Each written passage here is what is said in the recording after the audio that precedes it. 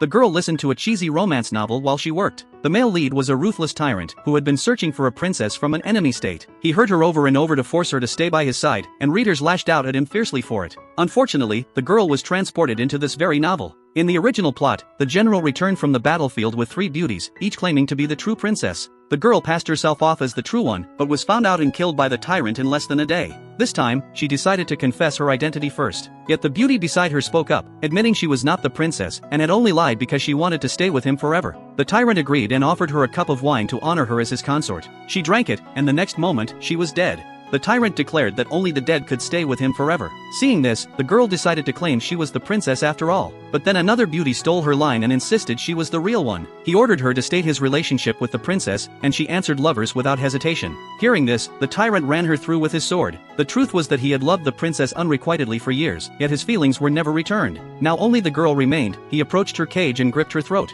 The girl had to lie and say she was the princess he was looking for. The tyrant asked what the princess's favorite food was. She froze, but then quickly remembered a detail from the plot. When the tyrant was a boy, he had been bullied in the enemy state, and only the princess had given him a bowl of kanji. She immediately answered it was osmanthus kanji. However, the tyrant squeezed her neck even tighter, making it hard for her to breathe. He said excitedly that he had finally found the princess, and announced she would attend to him that night. Later, the girl was taken to his bedchamber. She was instantly drawn to its magnificent decorations and couldn't resist appreciating them. The maid urged her to lie down on the bed. She turned around, then saw the quilt was woven with gold thread and grew even more excited. Just then, shackles were locked around her ankles. The maid warned her to serve the tyrant well before withdrawing. Out of fear, the girl pulled out a hairpin and began picking the lock. The moment it clicked open, the tyrant arrived. He gripped her throat and demanded to know why she tried to escape. The girl began to cry, but it didn't earn his forgiveness, and the tyrant slammed her hard onto the bed. Terrified, she shouted at him not to touch her and called him a dog emperor. The tyrant completely lost control. It turned out the girl had misremembered the plot.